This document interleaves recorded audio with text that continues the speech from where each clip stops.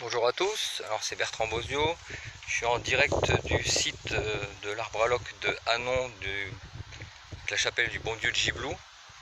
Donc je suis là pour vous parler des arbres à loc. Donc il fait beau aujourd'hui, c'est un temps magnifique, excellent temps pour aller se promener, profiter. Donc là le site est encore plus beau sous le soleil. Il faut bien savoir que c'est un site sur lequel il y a des ondes mystérieuse, on va dire mystique, donc c'est très beau sous le soleil. Par contre la nuit ça peut prendre ça peut devenir un petit peu inquiétant. Enfin je suis déjà allé une fois le soir, on sent qu'il y a quelque chose qui nous échappe un petit peu. Donc je vais d'abord vous décrire, vous parler des arbres à loc en général, et ensuite je vous raconterai l'histoire de cet arbre à loc en particulier. Alors un arbre à loc, qu'est-ce que c'est qu'un arbre à loc? Tout d'abord, un arbre à loc c'est un arbre guérisseur. C'est un arbre guérisseur auquel on suspend des pans de vêtements qui ont été portés sur la plaie. Alors très souvent, enfin maintenant c'est systématique, les arbres à loc ont toujours une chapelle à côté, ce qui est contre nature vu que par définition au départ un arbre à loc c'est d'origine païenne. Alors d'où nous viennent les arbres à loc, ces fameux arbres guérisseurs? Ils sont antérieurs à l'Empire romain et géographiquement situés, localisés dans le nord de l'Europe, c'est-à-dire donc en France il y en a le plus, c'est dans le nord. Donc chez nous dans les Hauts-de-France on en a 3. À Sénarpont il y a un magnifique site, à Bailleul il y a un tilleul des malades qui guérit mais qui est en train de tomber en désuétude, hein, puisqu'il n'y a plus que deux ou trois linges dessus. Et ensuite nous avons celui-ci. Il y en a un autre en Normandie, et je sais qu'il y en a un autre encore plus bas en France, mais c'est nous qui avons le plus d'arbres à loc. Il y en a également en Irlande, en Écosse, donc dans les pays du Nord, ce qui atteste leurs origines celtiques. Alors en Écosse on les appelle les clotties, en Irlande, en Angleterre on les appelle les rag trees. Donc voilà, donc ça c'est un héritage des anciens. Donc ils venaient suspendre des pans de vêtements en faisant une prière aux dieux. C'est l'arbre chez les Celtes c'était sacré. Très souvent il se situait près d'une fontaine qui était une fontaine ou une source guérisseuse. Donc plutôt que de jeter des ex-voto dans l'eau, on les mettait au pied de l'arbre, on essayait de les mettre sur l'arbre. Et puis ensuite on a commencé à suspendre des vêtements. Donc ça c'est un héritage des ancêtres celtes. Alors comment ils ont vécu, comment ils ont traversé le temps. Alors à un moment donné évidemment il y a la conversion de Clovis qui est et ensuite en tout l'Occident on essaie de christianiser un petit peu partout. Alors c'est un peu compliqué parce que christianiser des grandes villes c'est pas toujours facile, mais alors christianiser des campagnes c'est très très difficile parce que les campagnards sont très attachés à leur rite et à leur légende. Donc on s'est aperçu que finalement au 7-8e siècle il fallait rechristianiser la région.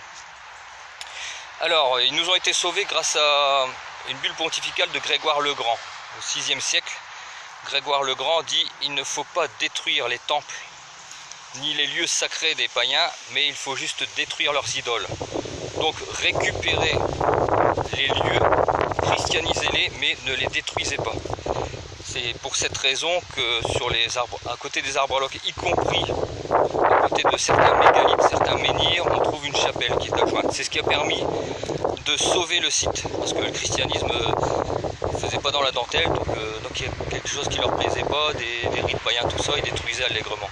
Donc ça a permis de christianiser, ça a permis de sauver cet héritage qui est quand même millénaire, voire plurimillénaire. Donc comment un arbre à loc est-il devenu un arbre chrétien? Parce qu'il y a un rituel de récupération. Donc en fait ça se passe comme ceci. Alors c'est toujours la même histoire, hein, que ce soit l'arbre à loc de Hanon ou de Stambruge en Belgique ou de Herchy, c'est toujours la même histoire en fait. Le rite de récupération il est le suivant.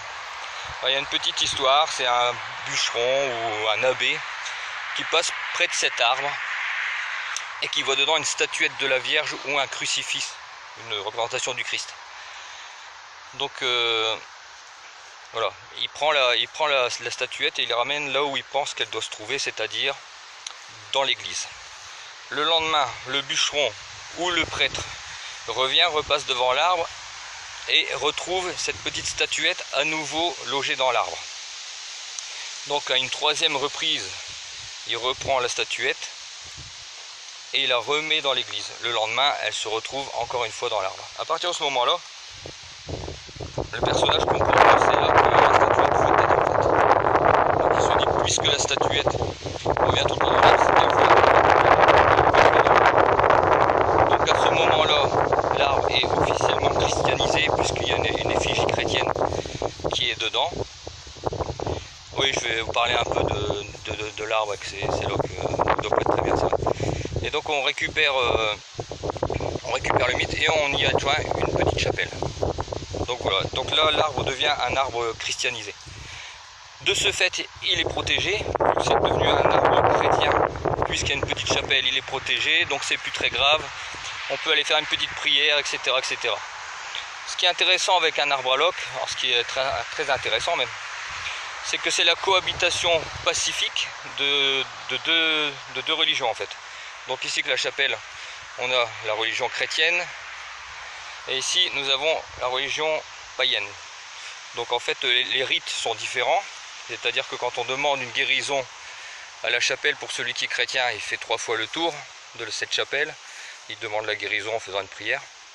Pour celui qui s'adresse à l'arbre, inconsciemment, parce que très souvent les gens ne sont pas informés, ils adoptent le rite païen. À ce moment-là, vous accrochez un pan de vêtements qui a été porté sur la plaie, vous faites une prière à l'arbre, vous adressez à qui vous voulez, et voilà. Donc là c'est à l'arbre que vous demandez la guérison, donc là ça devient complètement différent. Donc l'arbre à loc, on ne sait pas trop quel est le procédé, pourquoi ça guérit, etc. En fait, et c'est bien vraiment une guérison, la preuve en est que là c'est vraiment abominable, parce que là il doit être en souffrance. Donc il faudra que je vois avec la personne qui doit s'occuper, mais je pense que c'est un vieux monsieur, il est peut-être plus en bonne santé. Donc je verrai, parce que c'est vrai que là, quand on voit le paquet de linge, il ne doit pas être très bien, il doit étouffer un peu. Donc voilà comment on a récupéré, et c'est comme ça qu'ils ont traversé le temps. Alors bien sûr les arbres à loc ils vivent pas éternellement, donc ils meurent, hein, légèrement, quand c'est comme ça, bon, on les remplace. Alors celui de Stambruge il est tombé parce qu'il était trop vieux, donc il est remplacé par un autre qui se trouve tout juste à côté. Donc il y a le tronc par terre sur lequel les gens suspendent encore des locs, c'est à Stambruge en Belgique, et ils ont mis à côté un nouvel arbre qui a repoussé, donc en fait on met des locs sur les deux. Donc ici c'est un charme, et on met des locs sur ce petit charme qui ne doit pas être très vieux. Bon, il a été replanté certainement début des années 80, etc. Donc ça c'est pour les arbres à loc en général. Maintenant je vais vous parler de cet arbre à loc en particulier. Alors celui-là il a une histoire intéressante, cet arbre à loc. Bon, déjà il a été déplacé dans les années 80 parce qu'il se trouvait dans la forêt de Reims. Mais son origine elle est un peu étrange parce qu'en fait elle nous vient de Belgique. Donc ça nous vient de Gembloux plus précisément, donc c'est même marqué à l'intérieur. Il y a une petite plaque, je ne sais pas si vous allez voir. Bon, bref, il y a une petite plaque sur laquelle il est écrite: cette chapelle est dédiée à Jésus flagellé, imploré par tous ceux qui souffrent sous le nom de Dieu de Gibloux. Cette dévotion nous vient de Gembloux en Belgique. Donc l'origine de cette dévotion au bon Dieu de Gibloux, qui nous vient de Gembloux, comment est-ce qu'elle est arrivée ici du côté Saint-Amand? En fait, en 1653, dans la petite ville de Gembloux en Belgique, on vénère Jésus flagellé.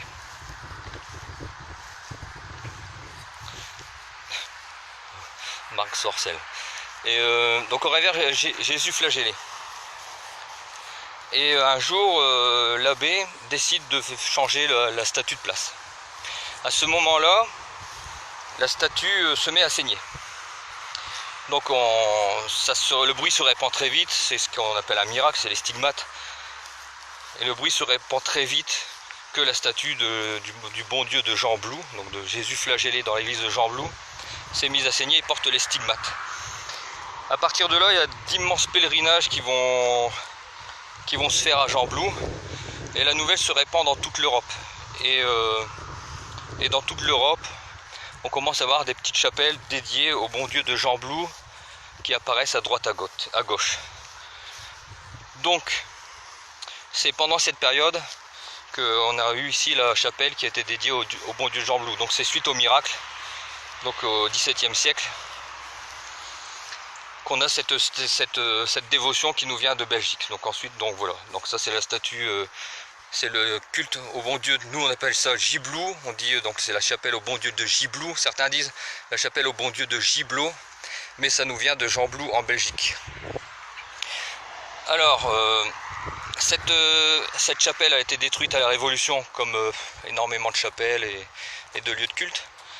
Elle a été reconstruite, elle a été redétruite durant la guerre, et ensuite en 1952, elle a été reconstruite dans un seul bloc. Donc la chapelle que vous voyez ici, c'est un seul bloc de béton coulé. Donc quand ils l'ont déplacé, ils ont fait venir des grues, etc. parce que les gens ne voulaient pas qu'on déplace, qu'on rase littéralement le site.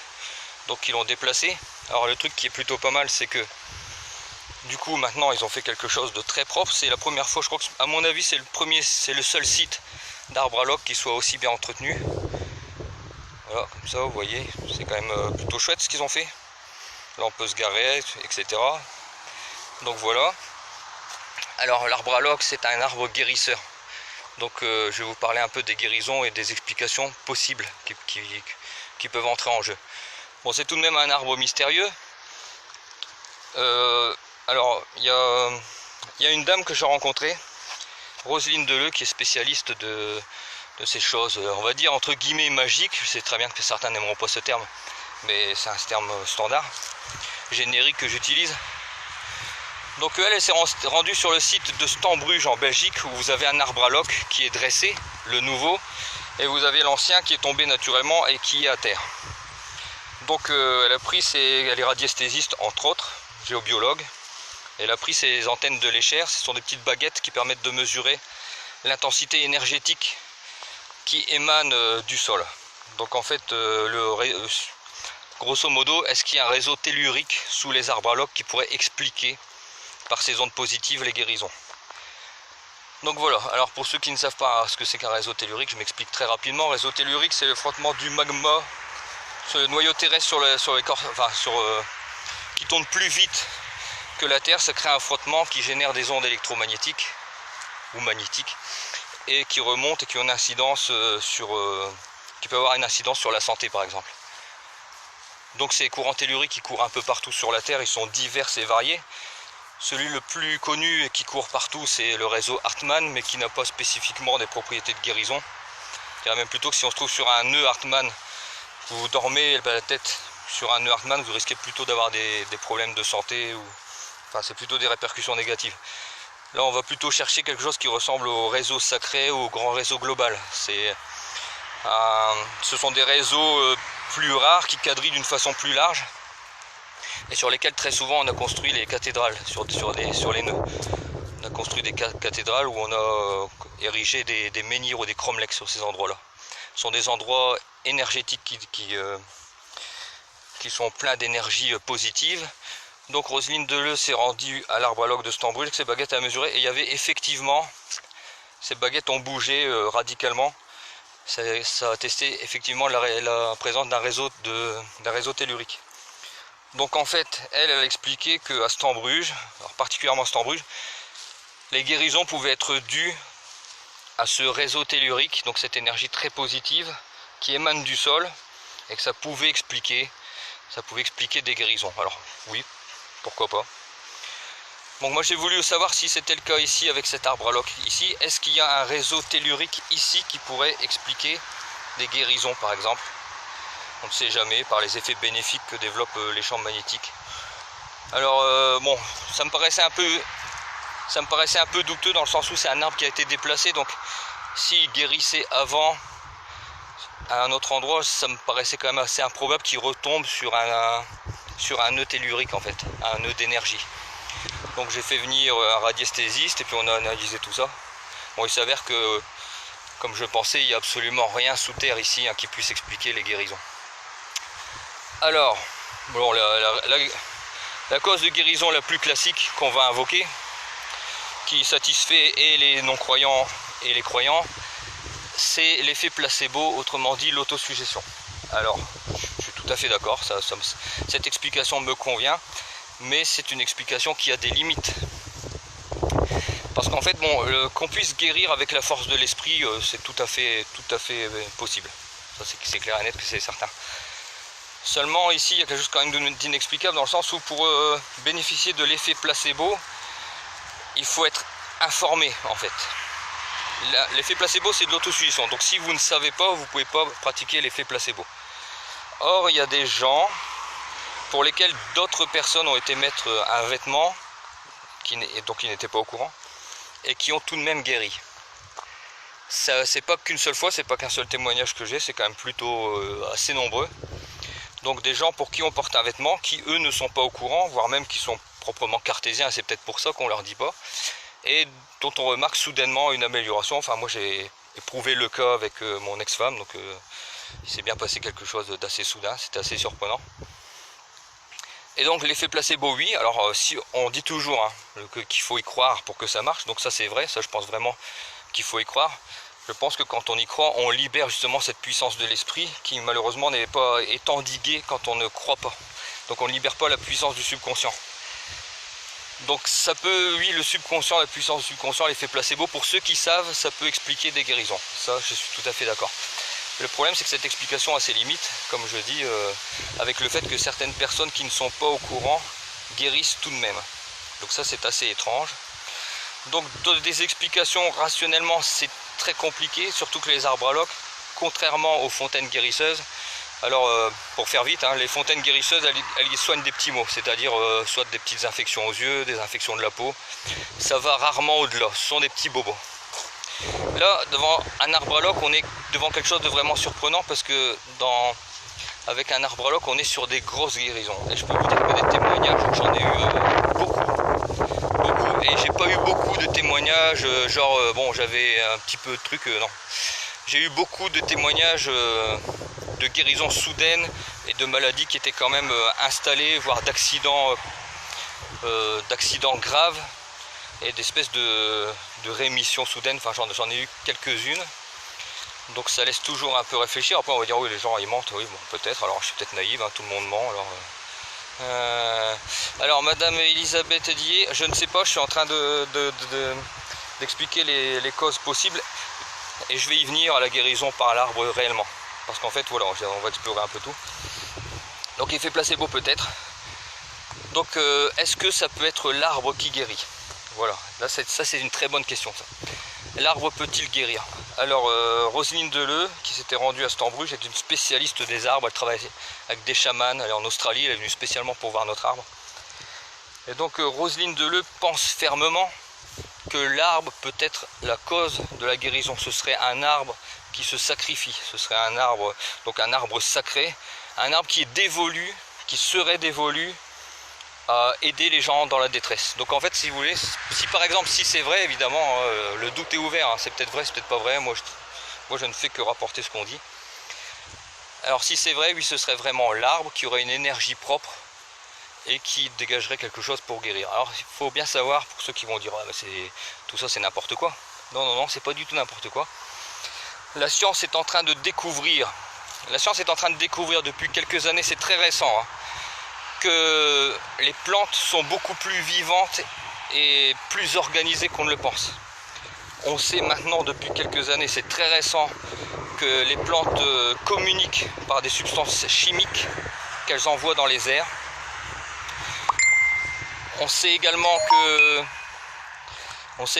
que les arbres sont capables de s'avertir lorsqu'il y a des dangers. Par exemple, imaginez, vous avez un arbre ici qui se fait attaquer par des fourmis rouges.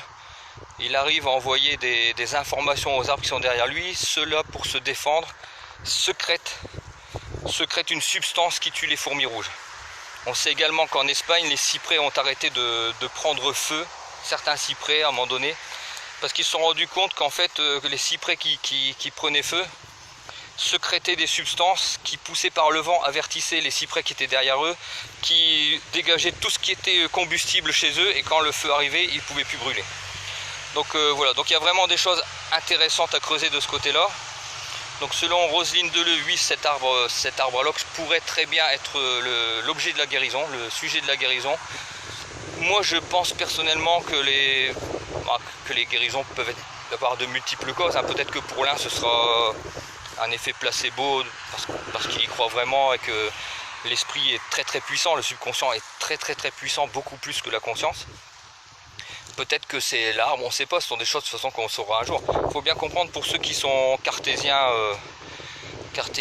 voilà, que tous ces phénomènes existent, on ne les explique pas encore. Ce n'est pas parce qu'on ne les explique pas qu'ils n'existent pas ou qu'il faut les nier. Ce sont des phénomènes qui seront expliqués par la science tôt ou tard, et la physique quantique est en train de prendre ce chemin. La physique quantique est en train d'expliquer des choses qui paraissaient appartenir au domaine religieux et qui finalement en passe d'être démontrées comme quelque chose de très naturel, de mesurable, etc. C'est-à-dire qu'en fait, il n'y a pas de miracle proprement dit mystique, c'est simplement des lois de l'univers qui fonctionnent de telle manière que nous ne sommes qu'en 2019, hein, nous ne sommes pas en l'an 500 000, donc on n'a pas les réponses à tout, on n'a pas les appareils pour tout mesurer. Maintenant on est capable de mesurer des ondes qui existent véritablement. Par exemple les courants telluriques qu'à l'époque ils ne pouvaient pas mesurer, donc ils ne pouvaient pas savoir, ils connaissaient parce qu'ils avaient été certainement initiés à certains secrets. Mais voilà, je veux dire maintenant, la science va tendre à démontrer que ce qu'on pense être totalement irrationnel ou l'opération du Saint-Esprit comme certains diraient, sont simplement un réseau d'enchevêtrement, d'ondes dans l'univers, etc. Tout va s'expliquer un jour. Donc ceux qui disent que tout ça, ça n'existe pas ou que c'est des bêtises, c'est simplement qu'on ne sait pas l'expliquer, c'est tout. Il y a des choses qui ne sont pas explicables pour l'instant, mais tôt ou tard on les expliquera. Donc il n'y a rien de surnaturel dans le sens qui ne soit pas naturel, qui ne fasse pas partie de notre univers. C'est le monde de l'invisible, c'est tout, c'est comme ça. C'est comme les barreurs de feu, ceux qui connaissent les barreurs de feu, ils guérissent le feu à distance. Alors on ne sait pas comment ça marche, on n'a aucune explication, mais le fait est que il y a des hôpitaux très sérieux en grand brûlé qui travaillent avec des barreurs de feu. C'est-à-dire que le barreur de feu fait une prière chez lui, enfin je pense que c'est une prière, et instantanément, la personne est soulagée de sa douleur instantanément, et ils disent même qu'elle est soulagée plus vite qu'avec la morphine et plus efficacement. Ça, ce sont les barreurs de feu. Alors évidemment les cartésiens vont dire ça n'existe pas, j'y crois pas, mais quand c'est des chirurgiens spécialistes des grands brûlés qui vous le disent, ça devient plus compliqué déjà de mettre leurs paroles en cause. Donc je vais vous faire approcher un petit peu de l'arbre à loques de Hanon. Donc c'est un charme, hein, comme j'ai dit.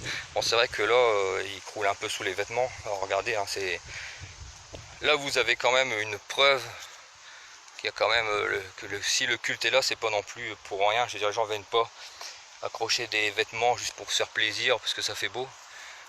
S'il y a autant de vêtements, ça veut dire qu'il y a quasiment autant de guérison ou autant d'espoir de guérison. Alors on trouve de tout, hein. On trouve des chaussettes comme ici, on trouve des t-shirts, on trouve même des objets parfois. Là c'est une casquette. Alors, généralement c'est en fonction de la partie qui est souffrante, hein. Donc ici vous avez une espèce de, oh, je sais plus comment ça s'appelle, comme un strap quoi. Ensuite voilà, donc voilà, vous voyez un petit peu tout, il y a des foulards, voilà, les gens qui vont peut-être reconnaître leurs vêtements. Bon, le fait est que la personne qui s'occupe généralement du lieu, à mon avis, ne doit plus le faire parce que d'habitude c'est plus propre que ça, donc je vais la contacter pour voir un peu ce qu'on peut faire, parce que c'est vrai que l'arbre à loques doit être un arbre quand même qui doit pas bien respirer là en ce moment. Donc on va s'occuper de ça. Alors que dire encore sur les arbres à loques, la guérison, la guérison, alors comme je résume, hein, les guérisons peuvent s'expliquer parfois par des courants telluriques, ce qui n'est pas le cas ici, par l'autosuggestion, ce qui a dû arriver, ce qui est un cas certainement possible, et ensuite peut-être l'arbre. Alors Roselyne Deleu avait parlé de quelque chose aussi d'assez intéressant, elle avait parlé d'égrégore. Alors qu'est-ce que c'est un égrégore?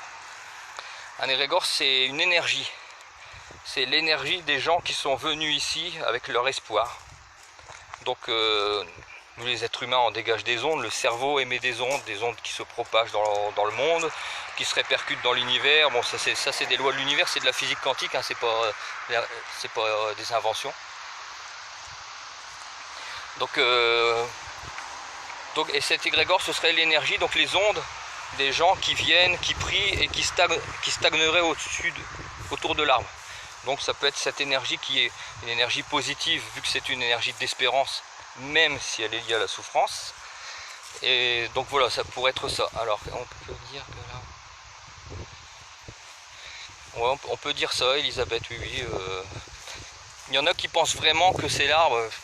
Moi personnellement, j'ai pas vraiment d'explication, je saurais pas dire, mais c'est sûr qu'il y a quelque chose. Je veux dire, si l'arbre est le support de la guérison, si c'est à l'arbre qu'on s'adresse, c'est que En tout cas, la guérison est vectorisée par l'arbre, quoi qu'il arrive. Même si c'est pas lui qui guérit, le vecteur de guérison, c'est l'arbre, je pense. Donc après, j'en sais pas plus que ça.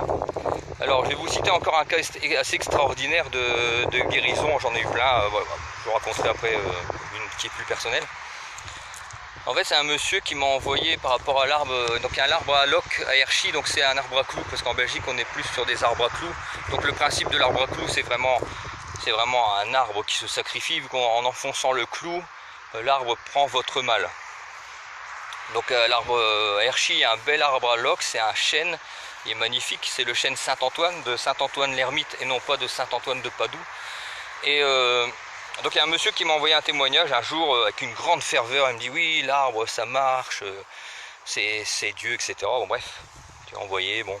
Donc monsieur convaincu, fervent, et il m'envoie, ensuite moi il m'est arrivé quelque chose d'extraordinaire et je suis sûr que c'est l'arbre. Donc le gars, donc le monsieur il était un adepte de l'arbre, donc il avait toujours un petit morceau d'écorce sur lui, dans sa poche ou quelque part pas loin de lui. Et un jour il me raconte qu'il change une bouteille de gaz chez lui. Donc la bouteille explose, donc vous voyez une belle bouteille de gaz comme on a chez nous, hein, qui explose, donc en pleine tête, hein, je veux dire, voilà, est en train de la changer. Et monsieur me dit, j'ai rien eu, la maison a été soufflée et les vitres des voisins aussi, et j'ai rien eu. Alors évidemment, bien sûr, difficile à croire.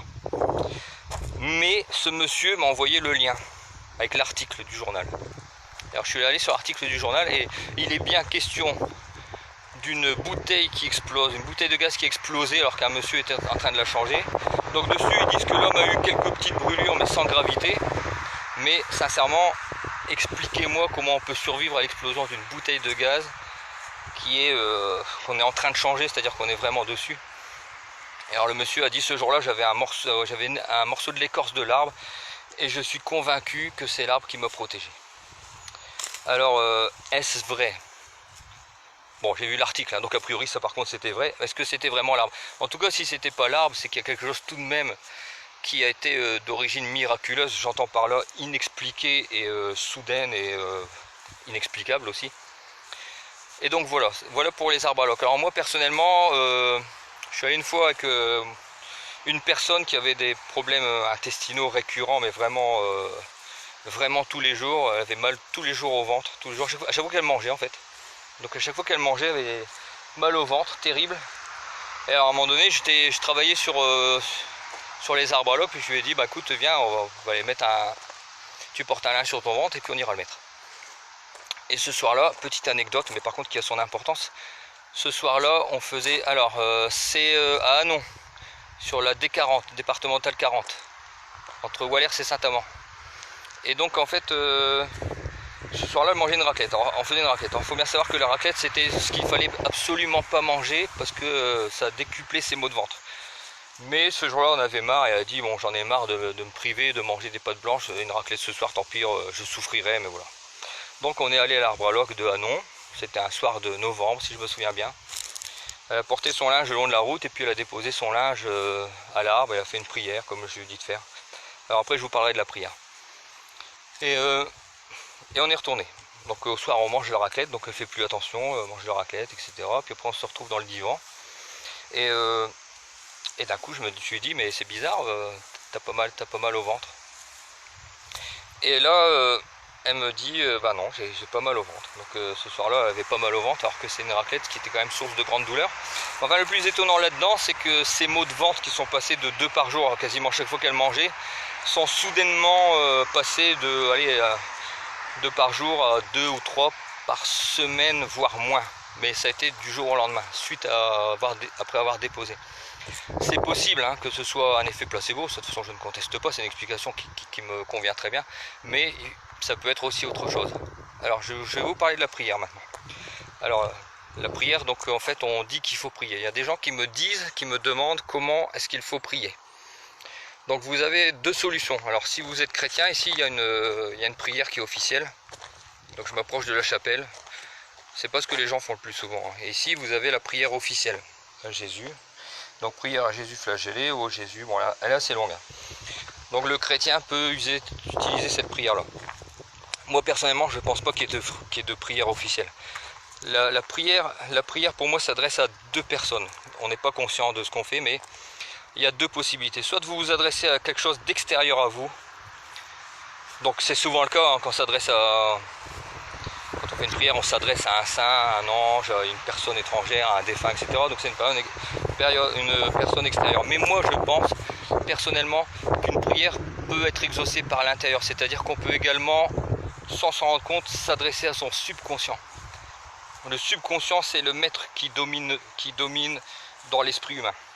C'est-à-dire il a beaucoup plus de pouvoir que la conscience et il peut lui guérir. Donc je pense que quand on fait une prière, il n'y a pas de formule. Je pense qu'on peut utiliser toutes les formules, même les formules maladroites. La prière, c'est un acte sincère. Voilà les paramètres. Il faut que ce soit une demande sincère, vraiment, qu'on y croit, qu'on demande vraiment sincèrement.